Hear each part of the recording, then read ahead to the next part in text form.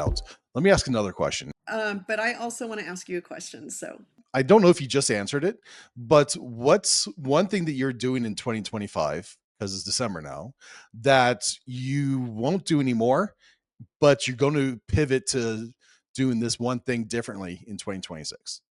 um, I'm going to give you two answers to that because I actually made a major pivot this summer. So I was doing all training and teaching other people how to do LinkedIn and running an accelerator. And I made the very difficult decision to kill my biggest revenue generator. We killed it in August. So I walked away from six figures of income because I knew that it just didn't have the legs to scale the way I think my whole training business was really kind of an artifact of COVID. And and as things change, I just wasn't seeing the growth potential. There are other people who are doing great with training, so it might just be me. I don't know. But Well, six figures buys you at least 2 meals a day. yeah, we were doing okay financially, but I did kill it and we've replaced all of that revenue. The executive credibility engine is the pivot. If anybody's interested in hearing about my reasons for that, the day that I deleted my entire pipeline, I wrote about. Just do a search for hashtag Propel Growth Pivot, all one word, with initial caps on each of those words, and you'll find like a series of LinkedIn posts that I wrote about that. For any CEO that's like looking at the business and you're frustrated, maybe my experience will be helpful. I was just like laying it all out there. It was like, this sucks. And here's what I'm going through. And hopefully somebody's going to find it useful. Yeah, I can assure that anybody who's struggling with, like, why aren't I getting the customers like I used to? What's different in the markets is going to appreciate all this conversation, and a lot of certainly the coaching, but certainly even the content that you just provide in your LinkedIn and on your website. Thanks. Yeah, it's just my painful story. It's not I mean, I don't know that I have any like great wisdom. I'm not laughing, but it's like it's not just your painful story. A lot of people are suffering through this, especially this year, because we've gone through a time where there's so much AI generated fluff, so many people looking for work now, and the markets seem to be fairly uncertain from the perspective that I'm having. It's become a very interesting year for a lot of companies. Yeah, I wish I had known in 2024 that there were so many companies struggling like I was in 2024. I probably wouldn't have taken it quite as the personal I suck. Um, No, never go that direction. Always look like, okay, well, cause and effect. What's going on? I mean, I still know that I kind of suck as a CEO, but I really don't know what I'm doing. But I like you can kind of figure out that neither does anybody else. So That's it. That's it. We're in those kind of times right now. yeah, yeah. And it's fun and exciting. So, good people like you getting the rest of us through it, which is a generous and beautiful thing. Thanks. So can I ask you a question? Fire away. So in you talk about all of these MVPs that you're helping launch and getting that out there. And I see so many companies struggle with trying to get it perfect before they launch. And your post really kind of prompted me. I really genuinely do want to hear from you. Like, how do you convince people about what should go into an MVP and what shouldn't? What's your approach there? So very challenging discussion. First of all, it starts with like, okay, how rich are you? And people are like, well, I have enough money to do what I want. I'm like, yeah, but do you have enough money to throw away? Right. So the most successful companies I've seen start with identifying quickly what's going to make them some kind of cash flow, even if that's not their perfect vision for their product line. So we try to work that in. We try to work in some basic things like collecting money or collecting contact information or trying to just validate that there's going to be enough downloads to show that there's a basic interest, and there's different scores how much money you can afford to put into it and how confident you are.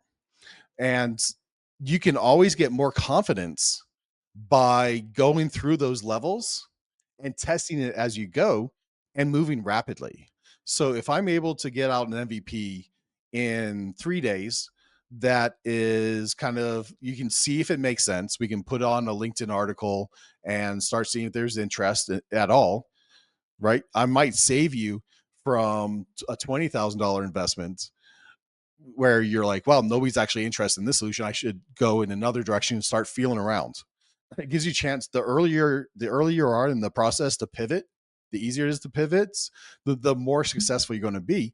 And it's not about how perfect solution you have. It's about how the market's going to respond. And there's no way to tell that nowadays. Yeah, we have a lot of AI. It's more about finding product market fit by actually throwing stuff out there to see if there's a fit, kind of. Exactly, exactly.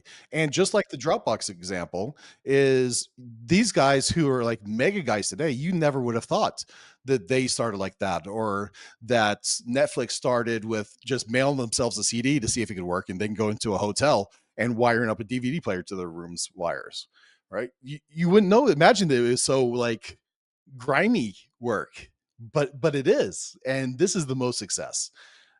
And just based off the like hundreds of projects that I've done, um, I can kind of say like, hey, watch out for this, go with that. And I try to do it without stepping on toes. But if you can see the value of where people are trying to achieve their goals and what's the real purpose of the project, then you can get there. Because sometimes I'm just building a project and I don't actually want MVP. I want a fully polished, beautiful system to go with my well established business brand. And I really don't need it. I just want it because my neighbor has a darn app and I want a better app, Right? right?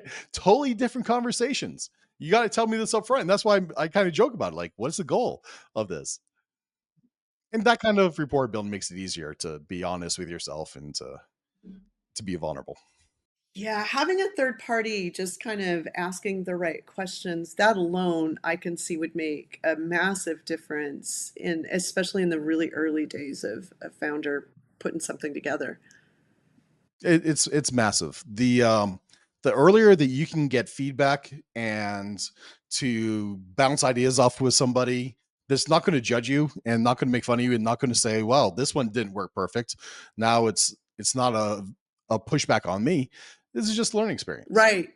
Right. I have a mentor who talks about everything in business as an experiment. And if you treat it as an Hmm. experiment and you learn from it, then something that didn't succeed, it's not the failure, it's Yep. that the hypothesis was wrong. So now we try a different hypothesis, right?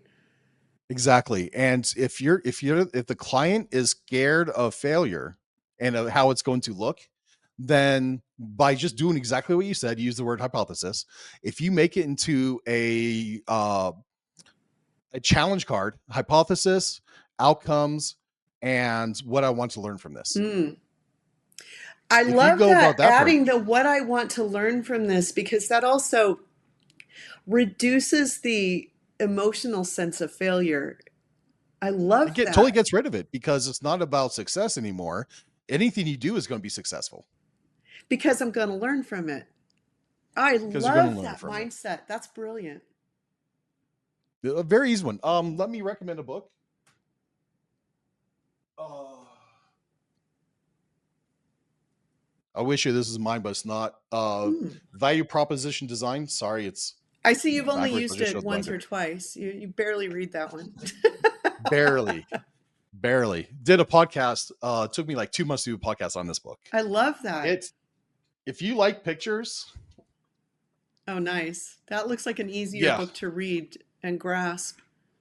it's not. It is so dense, so much content in there. You be like, I thought this. It tricks you. It really tricks you. It's not fair. Well, Terrific. thanks for describing that. I really appreciate hearing that perspective on the process. That's great. Yeah, and I think that's what an MVP is about. Uh, Seeing what's working, it's going to work for you. The quicker you can do that, the faster you can evolve it on and do it. I have lots of examples where I'm like, we My founder made me sit for 2 years playing with designs and little things. And by the time they were ready, the whole design was old, the concept was outdated, and the investors were so angry because it was poorly managed and no income was coming in. So there's like people that put in $100,000 to help out with it, and it's not an uncommon story. No, no, it's more common than not. Or you miss the market because you're so busy tweaking that the market just drifts away and or somebody captures it.